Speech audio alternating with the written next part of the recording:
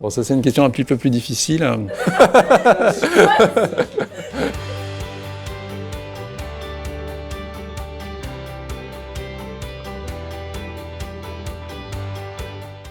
22 paires de chromosomes pour un humain, le nombre atomique du titane, et puis bien sûr les 22 ans d'investance, bien sûr. Tu veux une quatrième? C'est le nombre de positions théoriques pour résoudre un Rubik's Cube.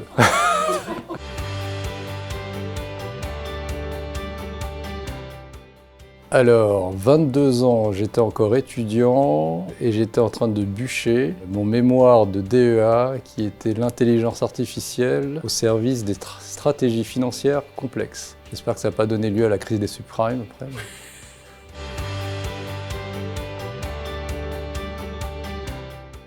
On va commencer par les regrets, on terminera par les joies. Non, les regrets, c'est d'avoir vu des collaborateurs nous quitter, soit être recrutés par nos clients, soit être partis chez des concurrents avec qui on aurait pu faire de belles choses. Et puis les joies, c'est d'avoir vu des nouveaux collaborateurs nous rejoindre et surtout d'avoir pris pleinement conscience que la RSE était un enjeu pour le cabinet.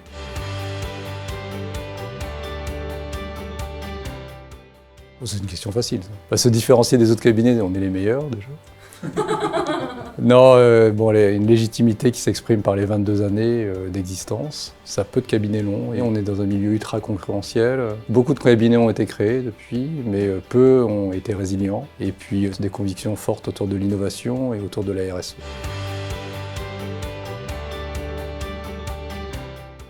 Incarner le cabinet, je pense, c'est par la fiabilité et l'exemplarité. L'exemplarité avant tout au niveau du management, puisque l'escalier se balaye toujours par le haut. Et puis en termes de source d'inspiration, je pense qu'il faut travailler sans cesse au service de nos clients. Il faut être un bon fournisseur, avant tout d'être un partenaire. Et c'est à travers l'expérience client qu'on apprend beaucoup de choses.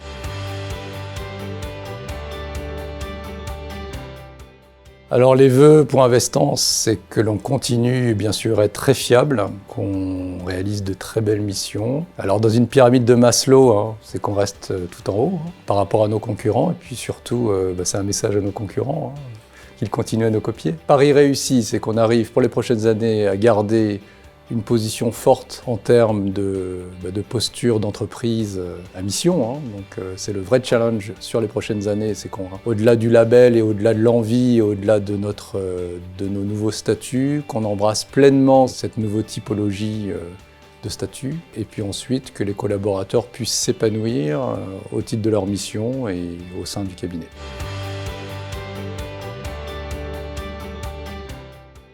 Un message, 22 x 2, avec 44. Bon, 22, c'est un âge de jeune adulte, donc on est qu'au début de l'aventure.